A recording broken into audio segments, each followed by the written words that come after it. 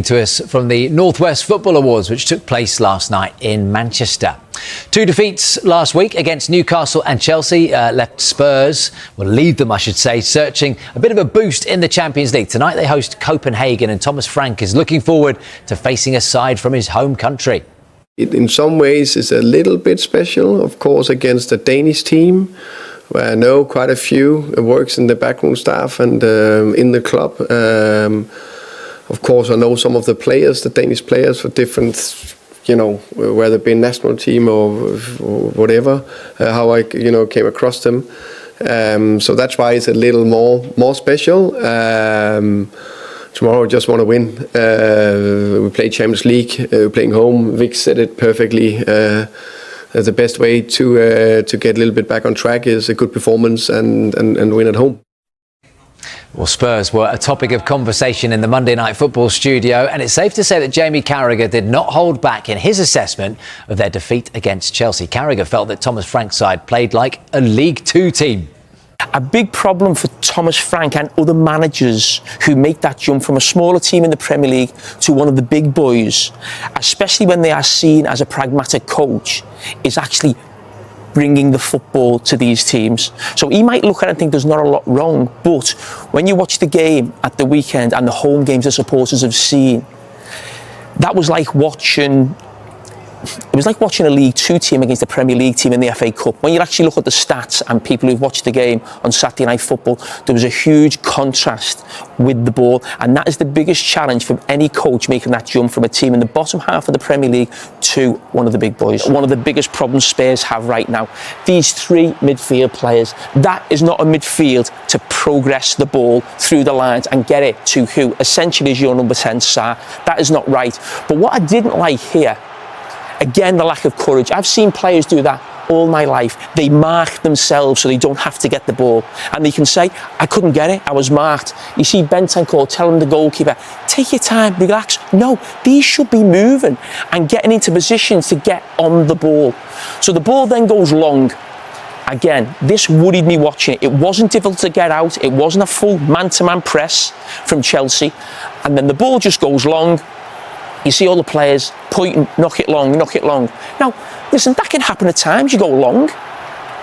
But it was so easy and so often it just ended up at Sanchez. Now, they win a turnover. Now, Simmons, who comes on for Bergvall, is a technical player. He's scanning. There's space there over his left shoulder. That's what top players do. He scans this side as well.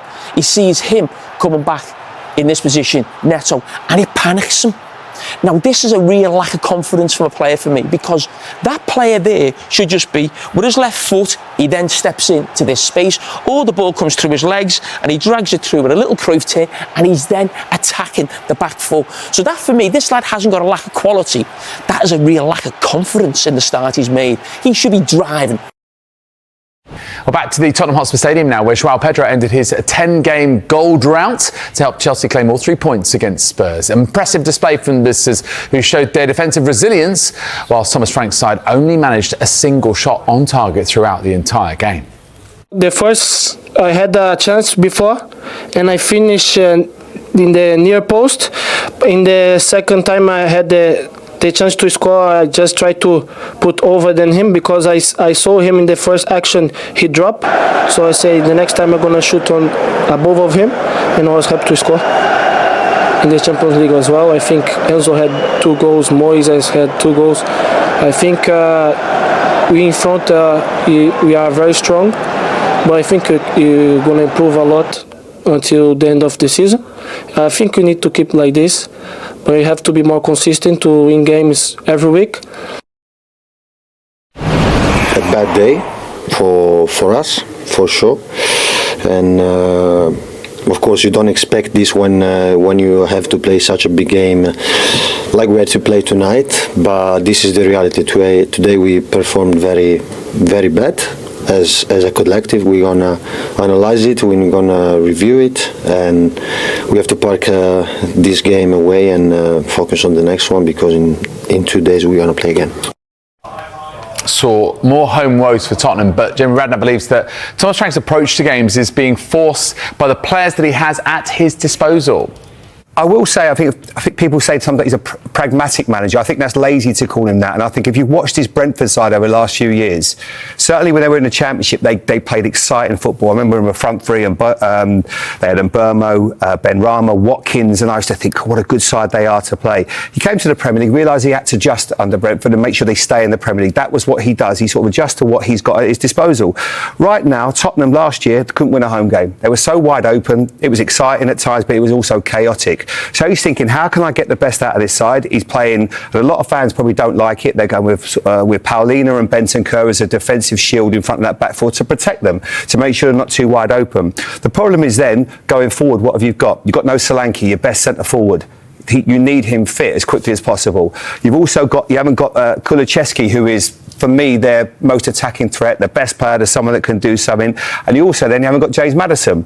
Apart from that, you look at the other players that he's got as disposal have not been good enough. You know, like I look at Brennan Johnson, have they done enough to go, yeah, I should be in that team? Today, I think the substitution didn't work when he brought on Javi Simmons. He's finding it hard to adjust. But Tottenham right now are in a bit of a rut where they're trying to be difficult to beat at home, but they've got to find a way of being a bit more expansive. But he's probably thinking, if I open this team up and maybe take out one of those defensive midfield players and be more open, we could get chinned even more. That's the dilemma he's got. There was some strong criticism of Spurs on Monday Night Football. Jamie Carragher said they were like a League Two team playing a Premier League team in Saturday's defeat by Chelsea. Is that harsh or justified? We'll get into that with Jody shortly, but first, here's Carragher's argument. Right, OK, Jody, what do you think of that from Jamie Carragher? Harsh or justified? I kind of think the League Two comment is slightly harsh, just purely because I actually felt the game was pretty bitty against Chelsea anyway. Even though Chelsea done better than Spurs on the ball, I didn't think Chelsea were great in possession themselves. I thought both teams defensively pressed really well and were difficult to maybe play through the lines. I thought both were good off the ball, but I get what he's saying. I just think they're lacking people that can get hold of the game, and maybe you're missing your Maddisons. I think their best player last year was Kulusevski. I think they're missing him. I actually think Dom Solanke would offer more in the 9 personally than what they have. And then you go, their attacking threat is maybe slightly diminished, not only just with injuries, but the fact that you've got, I don't know, players in midfield that when you're talking about playing Sarr in the 10, I think you've got 3 big lads in the midfield like Jamie touched on there. And I agree, they're lacking a little bit of fluidity. You can argue they tried to have too much of that under Ange last season, and hence why they were so open. But I think you've got to be careful when you start having a pop at a manager that is taking a team from 17th last year or whatever, and then before that game against Chelsea, they were in 3rd position. Do Spurs want to see maybe more attractive football, particularly at home? Yeah, but would you like to be sitting 3rd in the league before you play Chelsea? Now, listen, they got outplayed, and I thought Chelsea won the battle all over the pitch against them at the weekend. But I think it's pretty harsh to be sort of saying that Thomas Frank hasn't got the qualities to then take Spurs to a level where I think that they possibly can get to with a quality of player. Well, both Jamie Carragher and Tim Sherwood both mentioned how it's a step up from Brentford to Tottenham in terms of the scrutiny on you, etc. But, you know, they are both Premier League clubs, and, you know, he hasn't gone from League Two to Tottenham. Just explain how big a step up that is, even though they're in the same league.